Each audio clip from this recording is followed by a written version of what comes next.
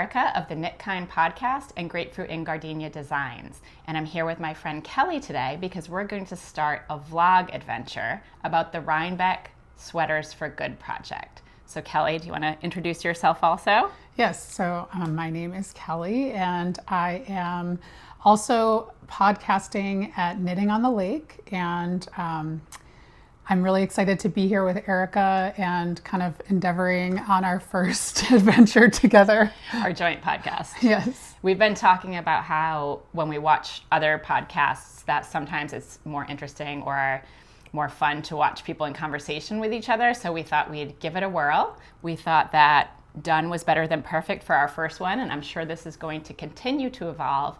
And we wanted to invite you today to come with us on this Rhinebeck Sweaters for Good vlog project and either spectate at what we're doing or jump in along with us or any combination. So we started the project while we were at Rhinebeck together last year. We signed the pledge, and I'm going to tell you a little bit more about what it is, but it is a brand new initiative. So I'm sure it's going to continue to evolve, and we hope that you'll consider participating in it. So the Hudson Valley Textile Project launched this initiative with the idea that so many people go to Rhinebeck. I don't know if it was 60,000 this year or if it was more, but I think it seemed like 8 million. It seemed like 8 million. It did. And so just talking about putting that money back into the local economy, not only in terms of the weekend that we're there, but as we make throughout the year.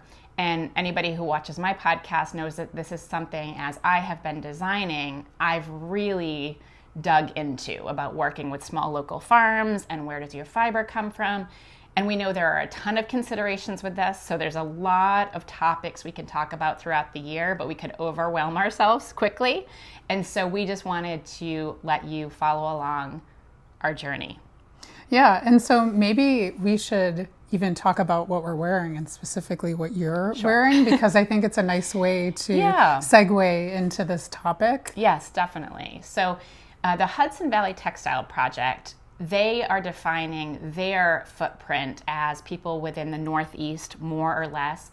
Please, we'll link their website in the show notes. We'll link to where you can see the Rhinebeck for Good, Sweaters for Good pledge, and where you can sign that pledge yourself. And there's even a membership directory. So if you don't know where to start and you're looking for guidance, there's tons of guidance right on that page.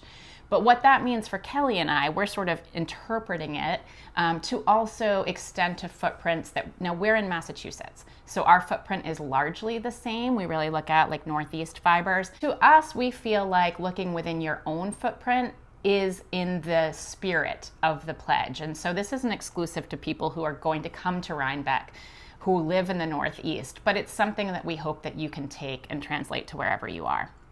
So my sweater, this was my Rhinebeck sweater this year, and it's my design. And part of the reason I wore it to Rhinebeck was because I realized that was the only time I was ever going to be the only person in the world with this sweater. And that was kind of neat. I'd never really thought about that before. Exclusivity. But yeah, it was interesting because so many people go to Rhinebeck and they wear sweaters that other people have made too. And there's a real sense of community in that. So there's all different ways you can do it. But to me, it was kind of neat to be able to do that. And it's called Gingerbread Whimsy. The test knit for it is finishing right now.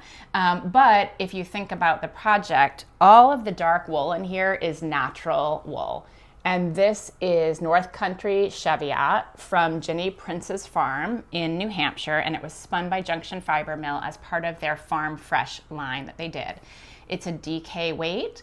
And this is their Making Tracks, which is not Northeast wool exclusively, but it is all United States-based wool. So it's a color changing yarn.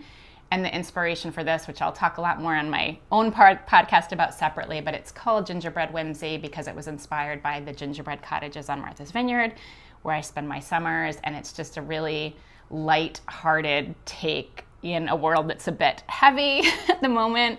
Totally. And, it's such a beautiful design. Thank you. And I love like how you made it unique, like with, kind of breaking up the symmetry of the top part with like with the little curly cues on the bottom. I don't know if there's like a technical term for that.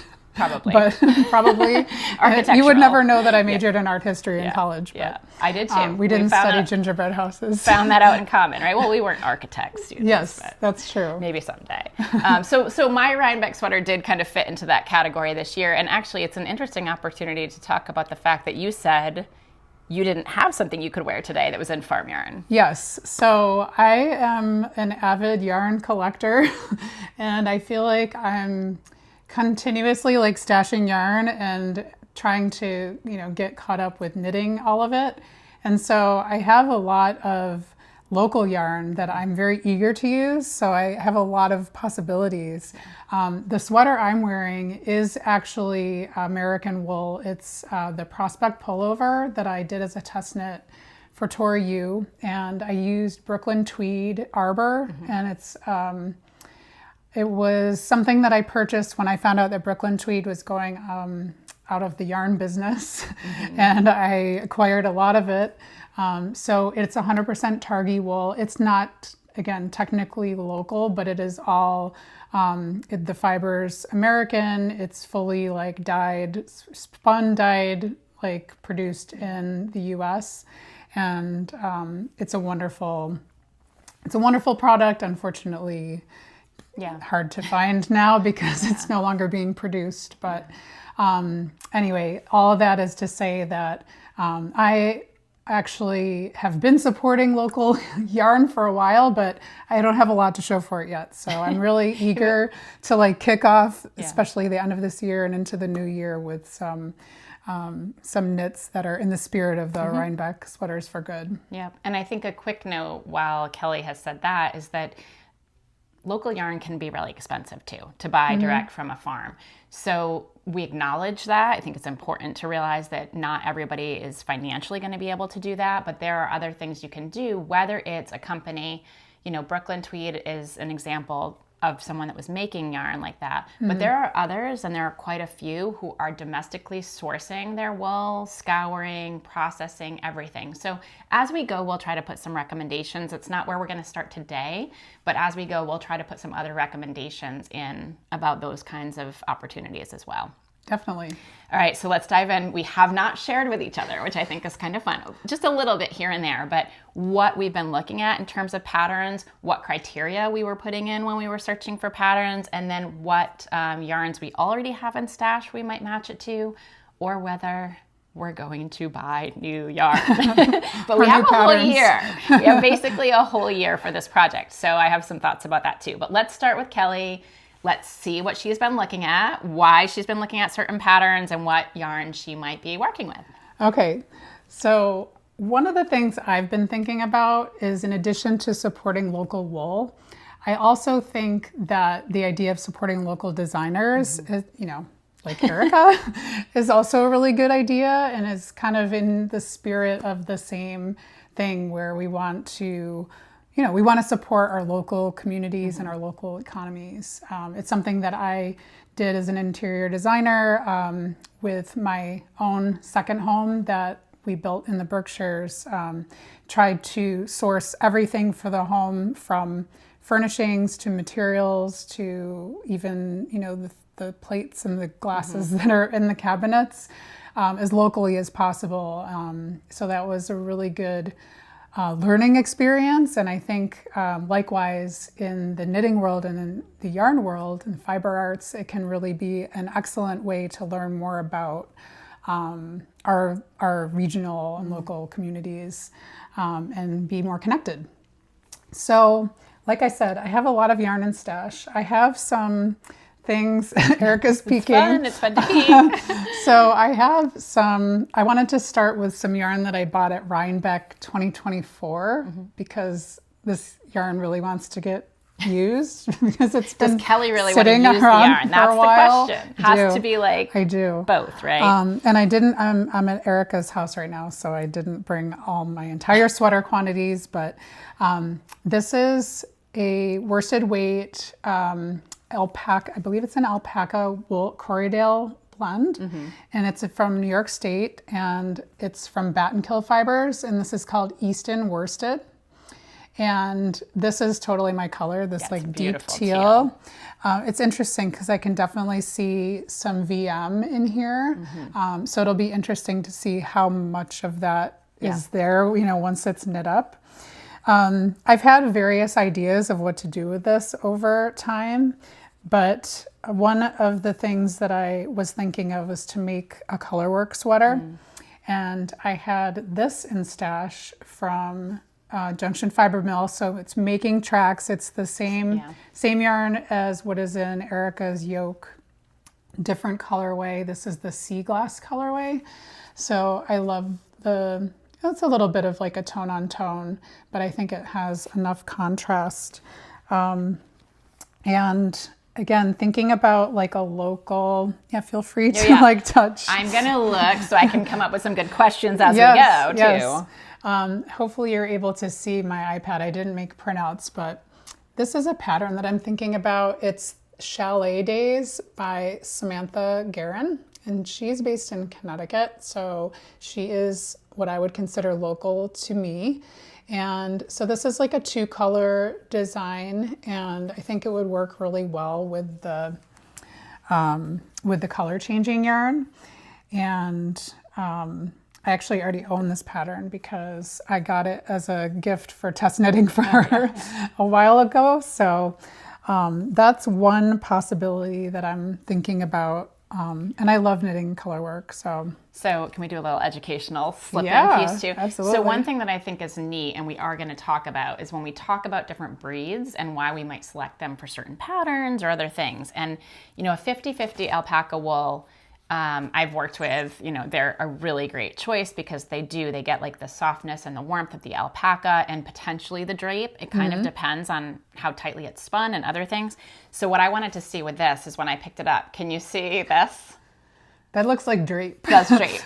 So this is a little tip too. Like when it doesn't mean every alpaca blend that you pick up is going to do that. But if you want to know, like, where are we in the, like a scale spectrum, sort of, you know, you can go like this. And this always makes me laugh.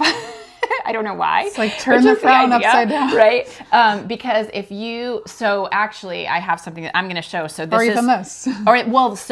That is a blend of a few different wools that will probably tell you on it. I think it's got like Targhee and it might also. So this is Corriedale. I'm not going to show you, but watch.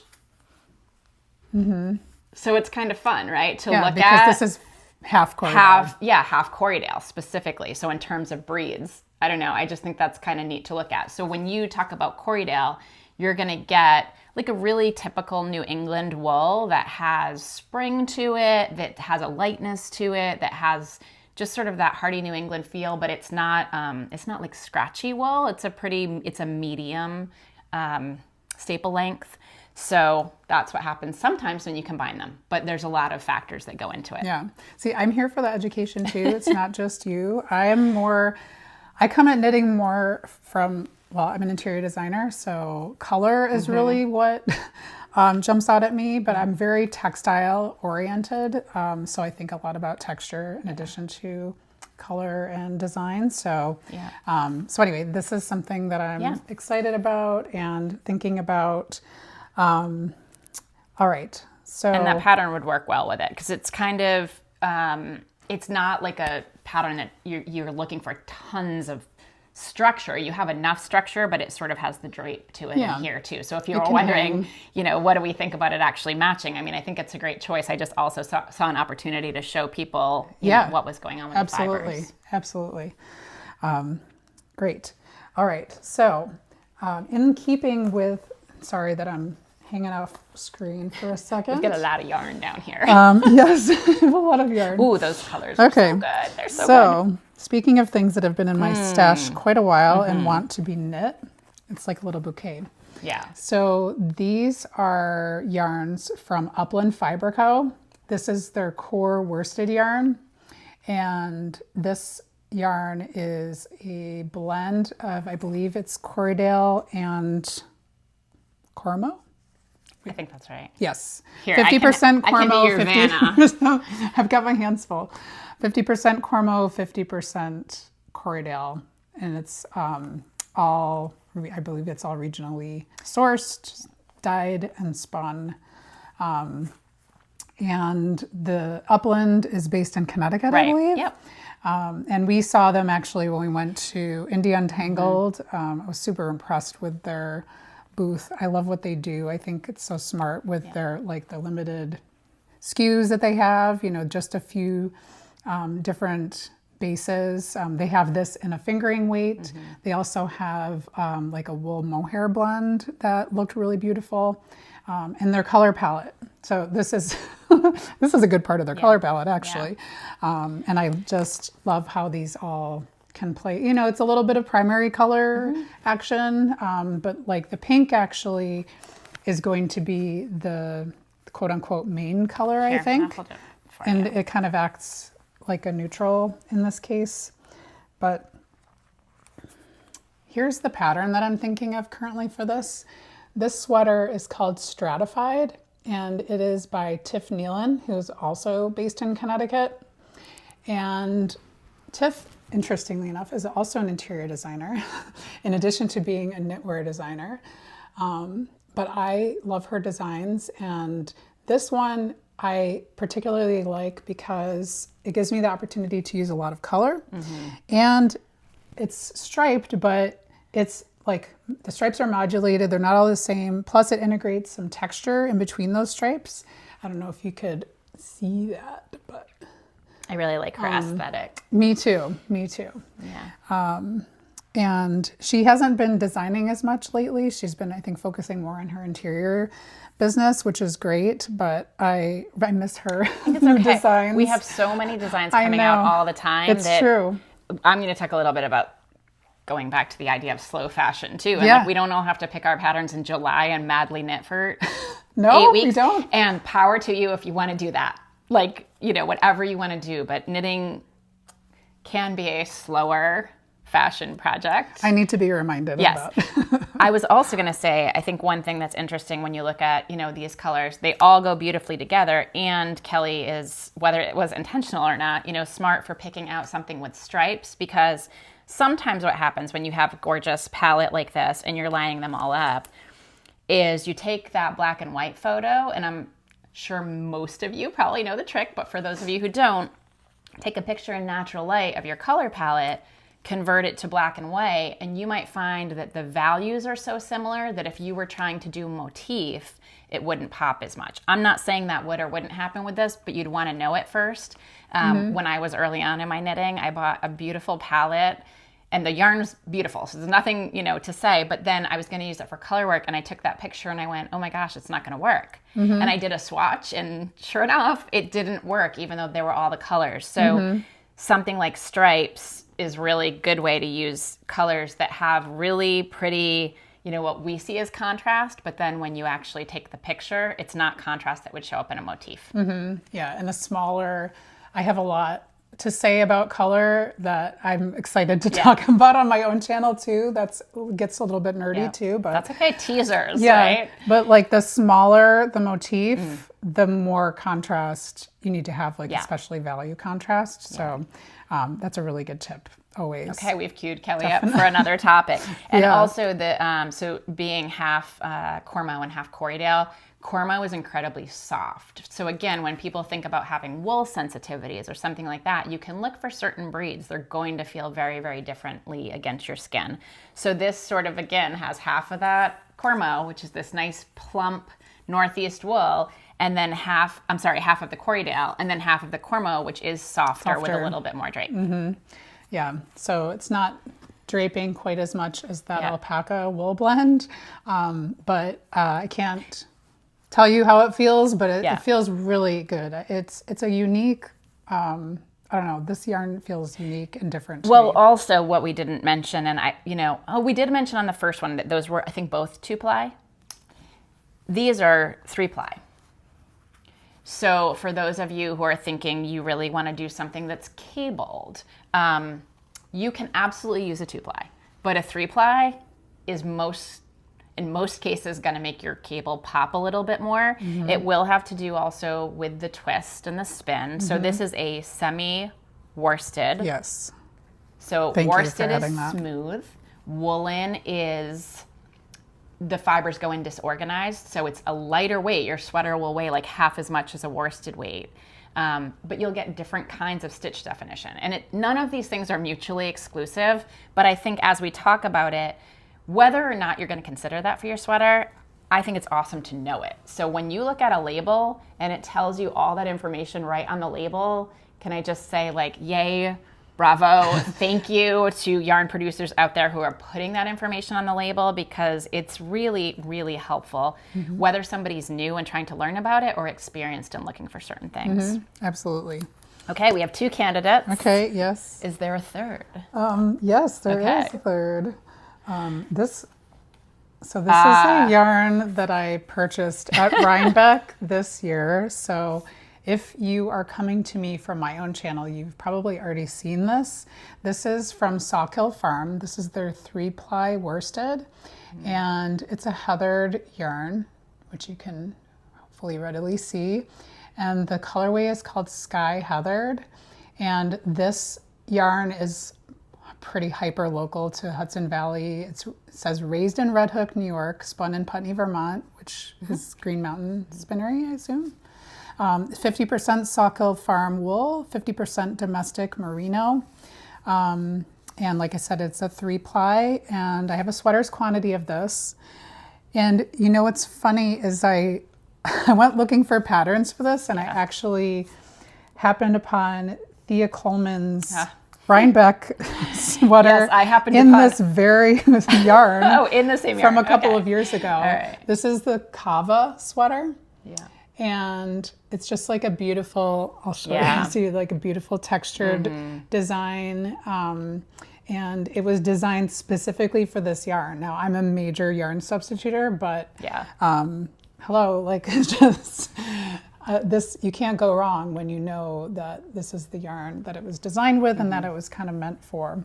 Yeah, and Thea is a local designer as well. That's right. When I did my proximity search, it was like, she's so prolific. Oh, yes. Every third pattern or something. You have to tell them about the proximity search, because that blew my mind. Yeah. I had no idea you could do that.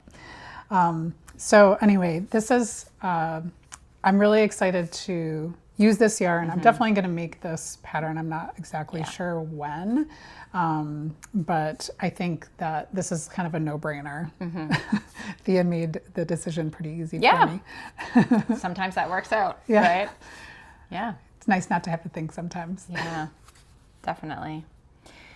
All right. Well, I have one other thing. Yeah, okay. We'll take it, right? Yeah, I mean, I have more than one other thing. See, this is the nice part of the process. This isn't about like deciding knitting it tomorrow and then we're good to go. We have a whole year we want to explore and talk about. I mean, the forklift didn't come through today, so I could only bring what, fit in my trunk.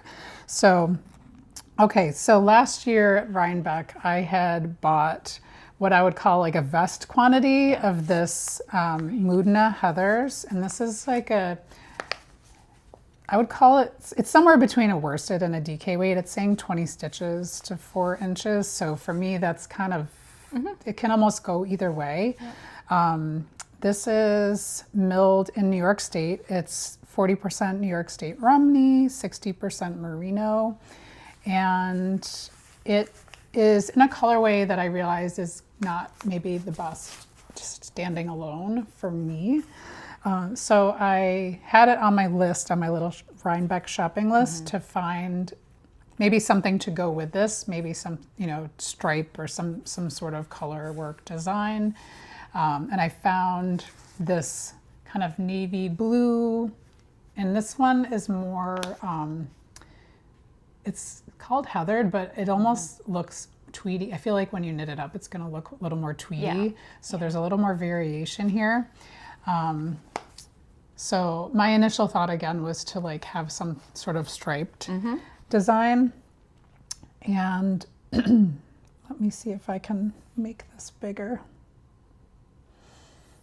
I found this cardigan design called Layla, and it's by Elizabeth Smith, who is based in Maine. And I really love like the simplicity of her designs, and I haven't knit anything by her yet, and I've been wanting to, and I think this is a neat design that would kind of create the heathered yarns, I think would create like an interesting kind of like almost like a pixelated design with these garter like mini stripes, if you can see that. So I have enough yarn to make something maybe with longer sleeves, so it might be something that I try to modify. I mean, I like the idea of the layering piece too, so maybe I would just end up with some leftover yarn and be okay with that. Yeah, I'm going to have some similar themes when I start to show you mine, I think. So excellent. Well, that's the beauty of now, are you gonna surprising each other. Are you going to swatch and test drive it, do you think? Definitely, definitely. And that's, again, the beauty of having more than enough yarn is that I feel like I can play around with it, and it's relatively low risk. Yeah, because I think the wild card is like how this blue is gonna behave. This is more or less solidish, but this is not. So seeing how they go in like a tighter, like a one row stripe pattern would be interesting. It'll work. It will just be whether you like it. Yeah, right? exactly. Exactly. And if it blends together, if you have some like optical blending happening, it would be interesting to see, like, is it going to look, you know, different, like a different color altogether. Illusion, like those illusion pictures you look at, sort of. Yeah. Shadow knitting, you could work that into a panel. Oh gosh. A sheep shadow knitting. That's beyond my my skill level, I think. So that's what I have. Okay. I think those are. Are you leaning any which way? So I am leaning, I think, toward the stratified sweater and the Upland Fiber Co. Just these have kind of been haunting my dreams for a while, like in a good way. Like, like please knit with me. Like, like this yarn, like I said, I feel like it's a really special yarn. It's a newer company that, you know, I think they're great to support. They're doing wonderful things. So this is something that I can see like knitting over the holidays, kind of, you know, it would be a quick project, being a worsted weight, fun colors and fun and uplifting, right? Exactly. So. I really enjoy seeing colors in my hands. Sometimes I get sick of seeing the same color in my hands. It's not green. Like green. No, it's definitely not green.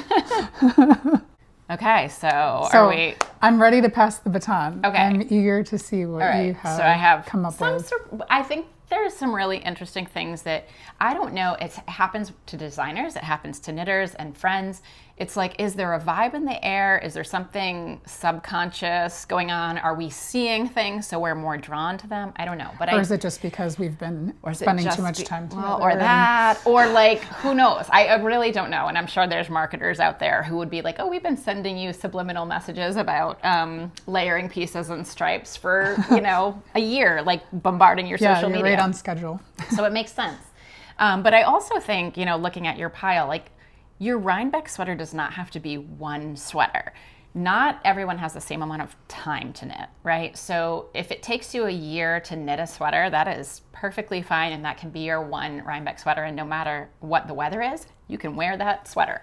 And then you might have to take it off if it gets too hot. But for those of us who are spending more time knitting, we can have multiple choices. Right? Like, and you can wear a Rhinebeck sweater that you've already knit too. This is not like a hard and fast rule to get in. And you don't have to be going to Rhinebeck to knit a Rhinebeck sweater. No. So my plan is to sort of make maybe not every sweater I knit in the next year or my life, but many of them are going to fall in these categories. And I just look at it as having choices for what I wear. Plus, if we go to all the events like we did, we'll have 3 different days to wear them. And if you're like Kelly last year, you can do a costume change in the middle of the day, right? Like, it gets hot in the afternoon sometimes. Yes. So you can wear your, you know, gingerbread whimsy if you want to knit it in the morning, and then you can go change into one of your short sleeve little shrugs or something. Or you can put one over another. So that's where I'm going to start. Awesome. Because last night I kept thinking to myself, and I'm going to turn my iPad on down here if you see me looking down. I kept thinking to myself, I'm going to know it when I see it. You know that feeling? People will say, did you get the yarn and match the pattern? Or did you get the pattern and buy the yarn? And I just say yes, because I do both. So one of the things I started doing last night as I was doing late night Ravel researches is about making bundles. And so I'm going to tell you a little bit about searching for proximity of a designer. I can't guarantee you it works 100% of the time, but I started by looking at my distal fink fiber, which Kelly was with me when I bought this. I've got these two colors, and I have the sweater quantity of the blue with the green as just an accent piece.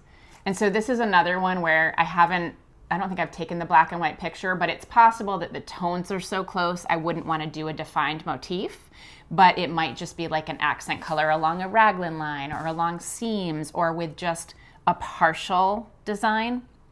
So, good idea. Yeah, so they knit this fingering weight at a 21 stitch gauge. So one of the searches that I did just to kind of have fun was to look at local designers. And basically how you do this is when you go into an advanced search in Ravelry and you have all those things you might initially screen for, like I want knitting, I want it to be in the English language, I want it to be this and that. Certain yarn weight. When you scroll all the way down to the bottom, you'll find more choices. One of those choices is gauge. So you can click on gauge and specifically put in 21 stitches to 21 stitches. And another one is for designer location.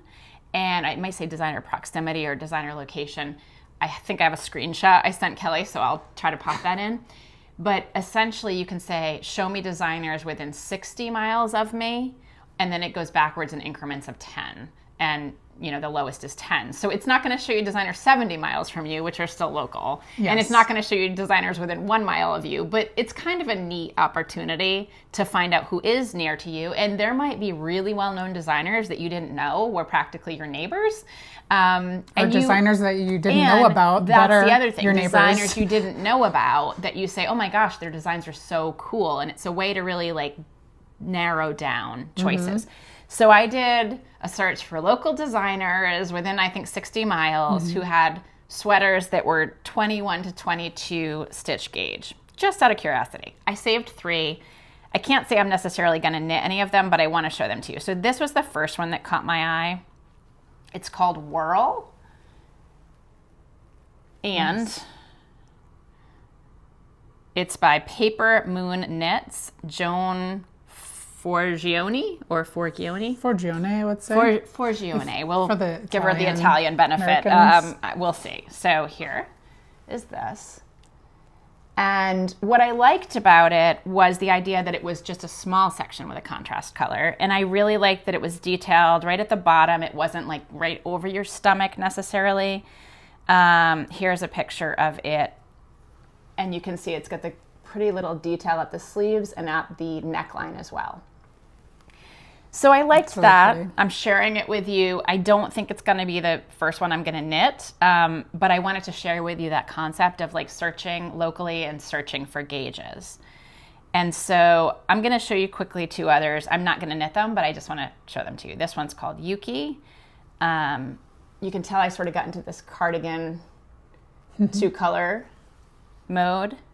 And this one is called Confetti Plaid. And this is like my life that's, well, here you go with your colors, right? Yeah. All of a sudden, hey, who knows? Kelly might be stealing one of my patterns here, which would be okay. You can knit Confetti Plaid if you want. It might be too much for you, though. How cool. So that's by Beach House Knits. Mm-hmm.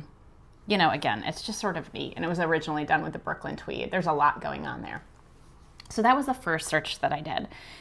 There was nothing there that, even though I loved them, that did the whole, like, this is going to be your Rhinebeck sweater.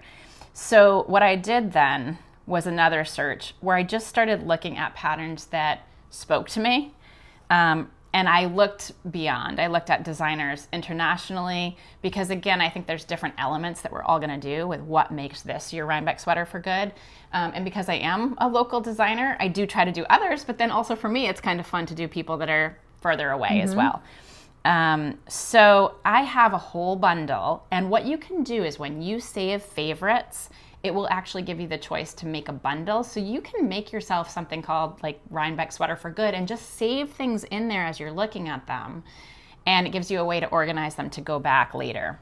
That's a nice way to break down your favorites. So here's mine is like in the thousands by now. Well, I've never done it before now either, so is mine.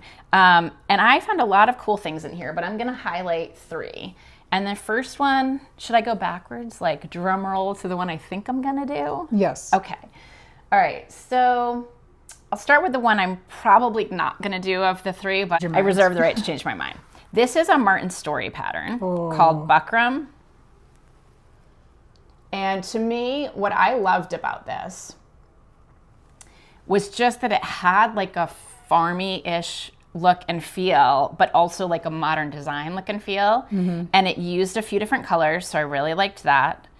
And this is an Aran weight, 18 stitches and 20 rows. So is this in Tarja and I was stranded? I actually looked down at the qualities here, and I didn't see Intarsia tagged, so I would have to do a little bit more digging. Right. Because I think a lot of the Rowan work by different designers is Intarsia. I can tell you right now, it's beautiful.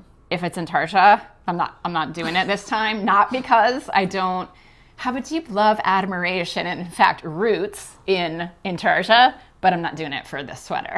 So if it is, that won't be what I'm doing. Here are the details. And if it's not, maybe I will be doing it. We'll see. But I liked it. I wanted to share that one. The next one, which was really, really tempting, and I thought maybe it was going to be the one, is called Cozy Corner. And this is by Yellow Blue Design, Olya McKeish. You're on your own. Okay, I'm on my own for this one. So here you go. So anybody we are not pronouncing correctly, please give us some grace. We will, when we narrow things down, we'll do our best to get pronunciations. But again, it's the theme of done today is better than perfect. Try. So I'm going to tell you some of the things I liked about this design. I'm going to hold it up here so you can peek. But what I liked is this feeling of, again, like sort of a rustic feel where you've got different things going on. It's not that it's scrappy, and you can look at it here. It's not that it's scrappy, but there's an opportunity to use a few different yarns in it. It's got these shoulder patches. No, not shoulder, elbow patches. Yeah. Which I may or may not do if I do the design. You can certainly do it without them. But I sort of like the angle that goes. Bias. Isn't it bias neat? knit. Anyway, there's stuff going on here that would not be the next sweater I would design. And so again, as somebody who's spending some of my time designing, here's the elbow patch. Opportunity to use just little bits of color. You could use some scraps in it. Here's what Kelly was referring to, the bias. So it's a different construction. It's funky. I don't know. There's just a bunch of things about it that I thought was fun. And an 18 stitch gauge. I could use a lot of my different yarns and kind of make that happen. So this one has actually been in my favorites for quite some time. So we'll see. I don't know. But here's the one that I was most drawn to right before bed. I don't know if that's a good thing or not.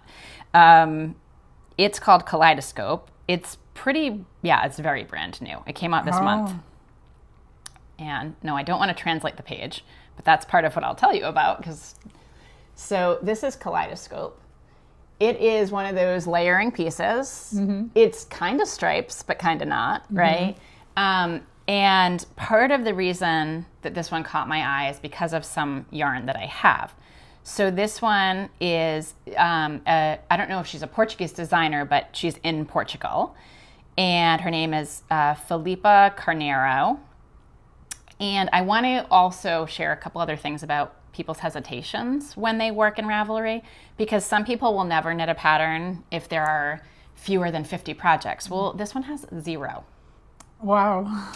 It just came out though. Okay. So there's a couple of things going on, right? And I would just empower you to say, always look for a few more things and really find out. So I would want to know, is it tech edited? Is it tested? What other projects or patterns does she have? So I can click really quickly on her name. I can see she has 176 designs. This isn't somebody who just threw something together. And I can't do it right here because I can't figure out exactly how to do it, but there is a way I usually do it where you can actually see then how many projects have been knitted. In total. There are hundreds of projects that have been knitted. Also, this design, this is a little bit interesting. It it has a free version for size 5 only.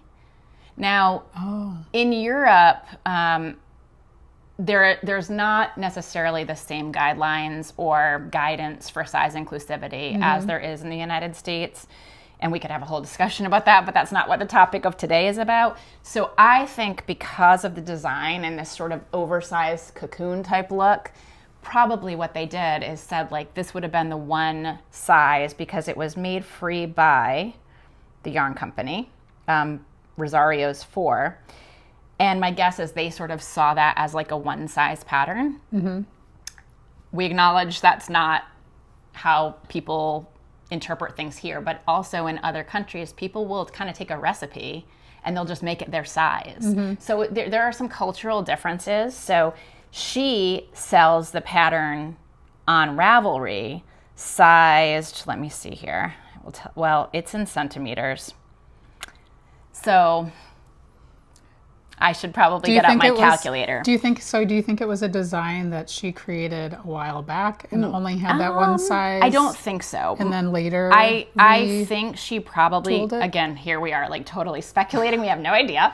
Because I have seen that. It could be, or my guess was more that it was one that she made and sized for a broader international audience, but the yarn company maybe paid her a certain amount of money to develop it with their yarn and put that one out. So I don't know, but it goes up to 192. Can we do your math really quickly so we don't speak over ourselves here? Can we take 192 divided by 2.54? 75. All right, so I think it goes up to 75 inches. Okay. So even with I would say that would meet the requirement of being size inclusive, even with a good amount of positive ease. So yeah, that worked out. I knew last night when I saw that it was sized to like 9 sizes, that was a pretty good sign. But, you know, I can't see any other projects here. That makes me a little bit hesitant. There were some questions asked about, can I get this information? And someone said, oh, it's only in Portuguese. And that gave me a little hesitation. So what I did is I printed the free size 5. So I haven't done this yet, but what I'm gonna do is I'm gonna look through the instructions for the size 5, and I'm going to see, does this look like a pattern that would be reasonable for me to follow? Yeah, you can evaluate it that way. I can evaluate it that try way. before you buy. It's kind of neat. It's a totally different construction. So you knit it in these hexagon shapes that come out from under the arms. And here's the other reason this really caught my eye. I have 2 each of these skeins. They are from Savage Heart Farm. So, you know, you'll see the label and it's Junction Fiber Mill Farm Fresh, but they're all very specifically from Peg's Savage Heart Farm Corriedale sheep. And, you know, early in my design career, I went up, I met the sheep, I started working with Junction Fiber Mill. So in terms of it being, you know, it's a directly sourced, like this means a lot, right? Like this is from specific sheep that I've met.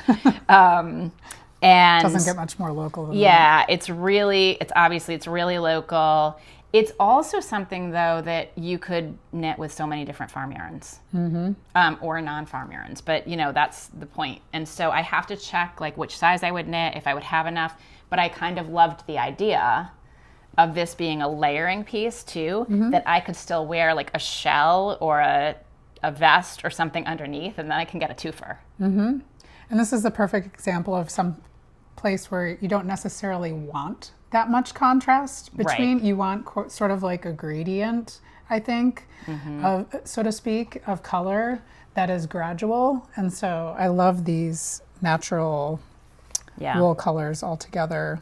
I think that would be beautiful. So that's my leading candidate right now. I love it.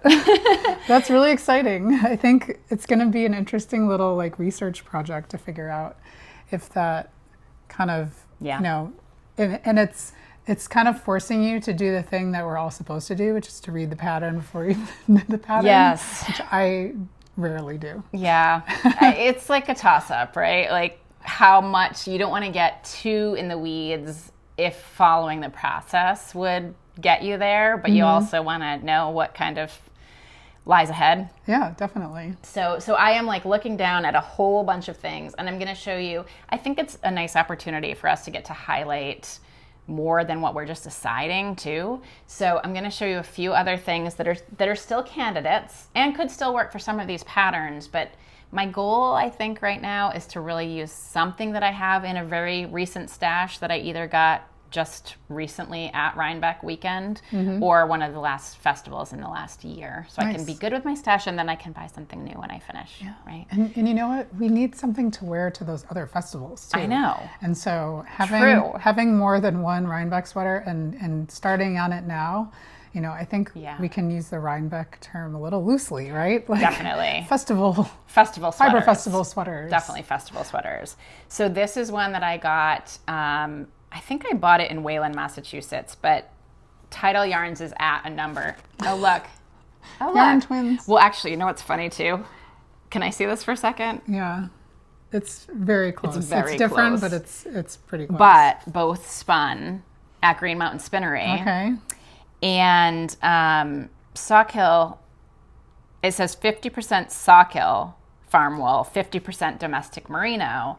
So this Tidal Yarns, Patricia dyes this herself, and it's all sourced from the Northeast. And they spin it at Green Mountain Spinnery, but it's sourced. So this is kind of interesting when you start thinking about wool pools and how, you know, sometimes, and it affects price too, like sometimes when you know you're buying the exact yarn from that exact sheep on that farm, you have one price point, and other times farmers can pull their wool together and then create yarns that are either custom yarns or go to some larger mills. So, and it seems that a lot of places will do both, depending on, you know, what the particular whatever the particular yarn is.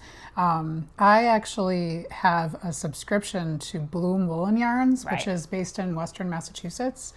And it is a mix of yarns that are hyper locally sourced and yarns that they source the fiber from different places in the U.S. Still always in the U.S., but sometimes it's from out west, you know, Montana and such. So, but yeah, those pools can come into play. But I think, you know, you can still feel good about supporting those local producers, even if they're pulling in fiber from different areas. Transparency and visibility around the whole process, I think, is, you know, important. And it doesn't mean that yarn from elsewhere isn't good or isn't ethically sourced either. It's just this is what this project is and why we're looking at it. Right.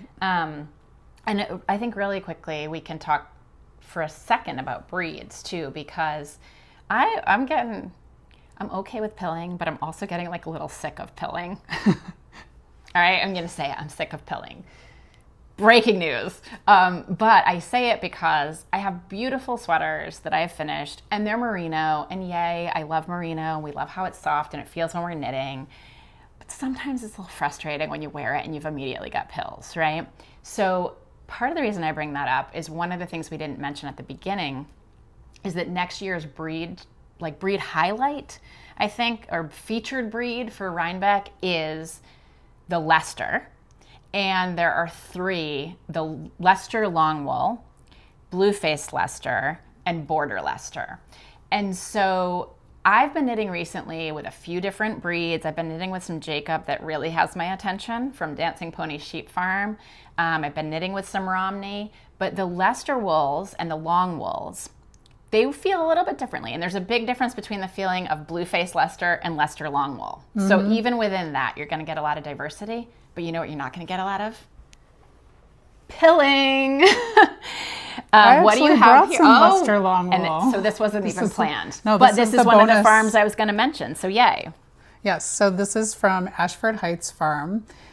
This is in Adams, Massachusetts, I believe. So this is in Western Mass. So very local to us. This is a Leicester Longwool. They call it salt and pepper wool. And you can probably even see that, you know, this is like a long steeple kind of fiber here. Like it's a fuzzier yarn. And I have not knit with it yet. I bought it at the the festival's name that I always Wayland forget one? it, the Cyclorama. Oh, Cyclorama. Boston. New England Farm and Fiber. New England Farm and Fiber. Something I very close to yes, that. Yeah. I loved it. So this is a 3-ply DK weight. This is a natural colored wool. And I love the name Salt and Pepper because it's totally accurate, right? Yeah. It has that heathered look, but it's totally, straight from the fleece color-wise. And you know what one of the beautiful things about this is, beyond just the wool, so you'll see some drape here because you will get some drape in long wool. If your significant other or your child or someone in your life needs a Rhinebeck sweater for next year, you can buy one made in this yarn that was made at Muriel's of Vermont, and you don't have to knit it. You can focus on your own knitting, and you can get a yarn in a featured breed from a local farm made in New England and give it to them to wear. So the holidays are coming up. The sweater, wow. Right? You can just buy the Did sweater. you know that? No. But I did, from Ashford Heights, I did buy from them a bath mat. They sell beautiful finished goods, throws, and I have a bath mat. Yeah. Which is actually, wool is the perfect material for a bath mat, and nobody I would ever think to use that. But that's true. It's perfect 'cause it's material for a lot of hygroscopic. things that people don't use, Yes, right? exactly. Yeah, and water resistant, so it's not going to be that gross, like holding all the water. That's right. Yeah. Okay. So we have that, and I was going to mention 3 sources. I was going to mention, which is perfect, the Ashford Heights for the Leicester Longwool. Yes. I feel like it's a tongue twister right It now. is. We're almost an hour in, so that's probably why. But Teresa, who is the shepherd there, she also reminded me that Hands and Heart Farm, which I love working with, Catherine Knox at Hands and Heart Farm, is a great source, she said, for border Leicester. So I have down here, I'm just going to show you. Catherine, I've mentioned her yarn before. And she does beautiful hand dyeing over farm yarn. Look at this. Isn't that stunning? And feel, feel. You can play with it. I have the label here. So this is Hands and Heart Farm. They're out of, now I can say it correctly. I have said it incorrectly before. Charlotte, Vermont. It's not Charlotte. There's a Charlotte in New York too. Okay. This is Border Leicester, Romney, and Merino. So again, this is where mills will sometimes have you put in a little bit extra of something like a merino. They'll just say soften it up a little bit because people are going to feel it. They're going to want it to be a little softer. But it's still, she doesn't have the exact percentages on here, but it's just a little bit that's added to it. So see, again, you have a bit of drape here. That's from the Border Leicester and the Romney. The Romney is not like a critical breed or anything, I don't think. I hope I'm not getting that wrong. I am not the wool expert, but like I say, I'm dangerous to know You're enough. more of the expert than I am. So, but the long wool, the Leicester long wool and the Border Leicester, which is in here, are, what's adding to that, and one of the featured breeds. So, oh yes, here it is. An off-the-grid farm in Charlotte, Vermont, where Border Leicester and Romney sheep are lovingly raised for show, breeding stock, and pets. So, and it does say on here, so again, like kudos to Catherine for putting information. I'm going to read it. It says, Border Leicester and Romney wool is beautiful, versatile, lustrous, and long, great for felting, spinning, weaving, and knitting. And that's another thing, like the luster in these. So when you see a bit of shine, it's not like over the top shiny, but you can see how it kind of catches the light in a way that's a little bit different from like a more matte. I would consider... And the dye is really enhancing that quality. Her dyeing is so beautiful. I used it in the yoke of my Petals and Lace, the original one that looked like the hydrangea. And then the skein I got from her because I was looking at like different flowers. It reminded me of like dahlias or like those really deep fall colors. Yeah. And then there's a third farm with Bluefaced Leicester out of Bennington, Vermont, that I do not have any yarn to show you from, but Teresa had also suggested if we were looking at these 3 breeds, the Bluefaced Leicester, and it's from Argyll it's not Argyle, right? Okay, we're gonna get this. We're gonna get this. Welsh. Maybe you can help us crowdsource pronunciations when we're not getting them right. But Margaret Campbell. It'll end up in the show notes, I'm It'll sure. end up in the show notes. You'll see it. Spelled correctly. For those of you still listening, right? And then we have like the the yarn that got away, sort of, but I just didn't have the bandwidth to make an intentional purchase. I think we talked about this a lot, was the Long Meadow Farm at India and Tangled. Yeah, they're from Freedom, New York, right? So there's lots of flags on all their labels and things. So we were curious to learn more about them. It was the end of the day. I was just like flat out fatigued. But that was one other one where I went back and I looked at their mix. And it looks like, if I'm recalling correctly from what I saw last night, they use their local wool, and then they also mix in Bluefaced Leicester, but the Bluefaced Leicester is purchased and added to their, I think, maybe Romney and something else. Don't quote me on that. But anyway, that's our little rabbit hole. Because I was toast by them too. And so, I've been thinking about that. If you all like to see pretty yarns, I'm going to show you one more bag of yarn. Or maybe a couple more. Should I show them a couple more yarns? Yeah. Okay. Why not? All right. So another one that thinking about for color work, I don't have a sweater quantity anymore, and I have oh my gosh. I am loving these colors. Yeah. This is why I figure, you know what, we'll show you some more. Because we want you to use us as a resource and maybe think about some farms that you don't know of, and they have shows coming up.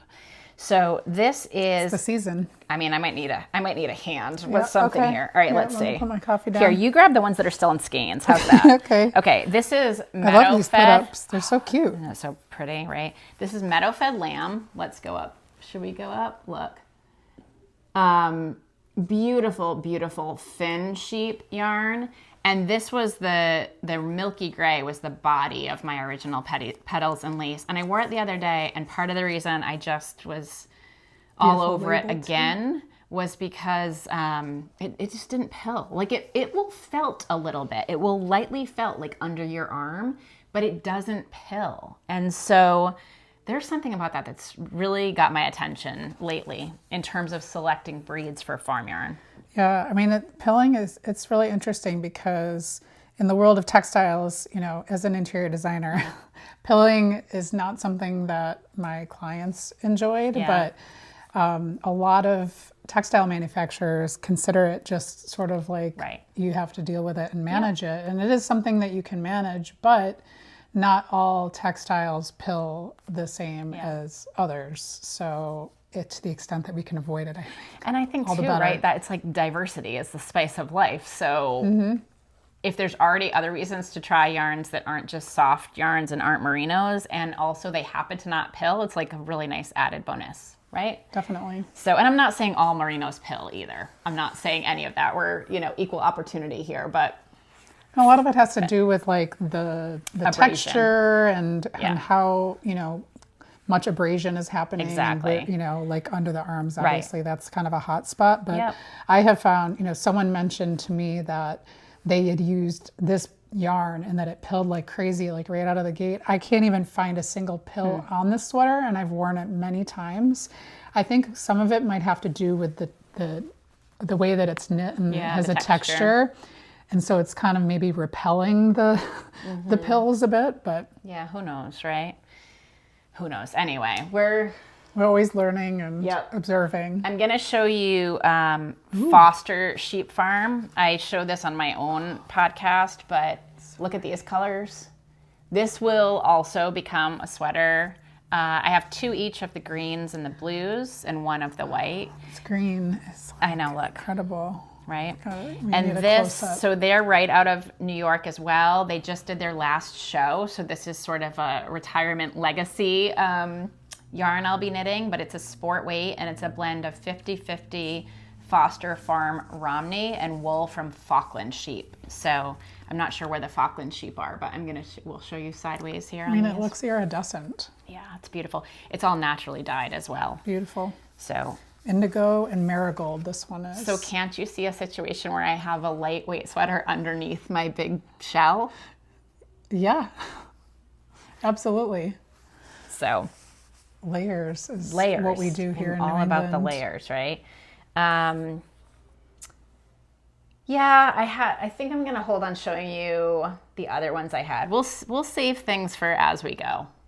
We're at an hour. We can't give you everything all at once. But that's where, so let's just, you know what? I do have one more I just want to show you the cover of this. I don't think this is what I'm going to choose for my body, but I love this sweater. That really caught my eye too. It's Julia Farwell Clay. She's a local to us designer. Yeah, absolutely. And this, by the way, if you're into this topic and you don't have a subscription to Firm and Fiber Knits, like get yourself one. I get no commission, I get no kickback. But this is like a personal endorsement. The number of articles in here that I have tagged to either talk about or share with people, like, it's awesome. It was one print copy a year, and now I saw that they're going to do 2. Oh, great. And everything else is online. So you can go watch videos. You can so this has this pattern in it. So for people who are interested in it, we both love the aesthetic. And it is on Ravelry, I noticed. Is it on Ravelry now? Yeah. Okay. I don't know if it's there for purchase, but Right. it's definitely there, if you want to kind of store it in your library. Yeah. And this is a great source for more patterns or more articles. Not every pattern in it is, I think, American size inclusive, but that one is. Oh, great. So anyway, that's one more source. And that's where I think what I wanted to say was this whole idea of some of us, and there's some conversation, have sort of let knitting become not fast fashion because we're making it, but less slow fashion than maybe it historically was. I don't know. They were knitting for a purpose, so they needed to finish the sweater. Mm-hmm. But somewhere along the line, when knitting became more hobbyist, right, which is why the textile industry became what it was, and women could also work and didn't have to sit home and knit socks and sweaters. But as it became more hobbyist, it was slower, and then, in some ways, like yarn acquisitions and new patterns coming out all of the time, and it can make it feel less intentional. Yeah, I mean, I noticed a big difference when I started connecting with like the community online and social media. Yeah. It just makes you think differently about the craft, and you see all the things that people are making, and just like with anything else, you think, oh wow, they're making a sweater in 2 weeks, like I guess I should do that too. And then you see all the different yarns and all the different pattern launches, and everything is flying at full speed. And so it can be kind of tantalizing, right. To feel like you need to like jump into the fray and get on the up, hamster right? wheel. Yeah. And so I say whatever brings people joy on the one hand. On the other hand, I do say, like, maybe slow down a little bit, right? If you want to purchase patterns to support independent designers, please do. We need it. We need it to continue the creativity and to be able to sustain what we're doing. But also, you can't knit every single pattern that comes out, even if you want to support it. And when we've gotten to the point that people will say, like, collecting yarn is a different hobby than knitting, and they're destashing, there are upsides to that, and then there are downsides to that. And if you're feeling the weight of having a stash and like you're buried and you have more yarn than you could ever knit, like ask yourself what that's doing for you and your community and whether or not that's the right fit. I would say like the beautiful flip side of that is we now have yarn stores that are selling what people have destashed at reduced prices. So, there's always sort of these cycle or circular arguments you could make about something, and we're not here to say anybody should or shouldn't be doing things, but we're looking at this like a long-term project, maybe slowing down a little bit. Maybe it's something that we knit and we want to knit right through the sweater, or maybe we pick it up and put it down with other things and really enjoy the process and talking about it as we go. And also, like, you don't have to knit a new pattern. Go do a search. Your Rhinebeck sweater, just like it doesn't have to be yarn you purchase tomorrow, it doesn't have to be a pattern you purchase tomorrow either. Yeah, I mean, there's plenty of time between now and Rhinebeck if that's your target goal. So, there's no, we're talking about it already. That doesn't mean you have to feel like, I have to think about this right now. No, you don't. But it's just a different way to approach it. And think about, I'm thinking about it as more, again, like fiber festivals, being able to show up to a fiber festival and support a local producer of wool, of yarn. I think it's a nice thing. Mm-hmm. So let us know what you think. We definitely invite everybody to come along. We would love to have people share ideas about designers and producers who are from the BIPOC community also. I think I like to acknowledge that we know, we have privilege sitting here and doing this. And as much as possible, we would like to, not do super formal interviews, but have people kind of come on and say, what are you knitting? Who is it by? What wool is it from? And as much as we can get some more diversity in that conversation too, we would really like to have that. So we'll seek it out when we can. We'll try to mention it when we can. But we would love input from people who are watching the video too about, would you like to tell us about your project or your producers or your pattern writers? Yeah, always great to hear about, new designers, new yarns. And also we'd love some feedback on if you liked this format. This is definitely a little experimental. Yeah. It's going to be interesting, just even getting this up on our channels. We've never done this before, but I don't know how frequently we'll end up doing it, right. but hopefully we can get on a regular schedule. But let us know what you think and if you enjoyed us talking to each other and you. Yeah. Hopefully we can continue these conversations. Yeah, the first one just has to get done, right? It's momentum. It's like casting on instead of sitting there worrying about all your colors and your patterns. Just cast analogy. On. You can always frog it.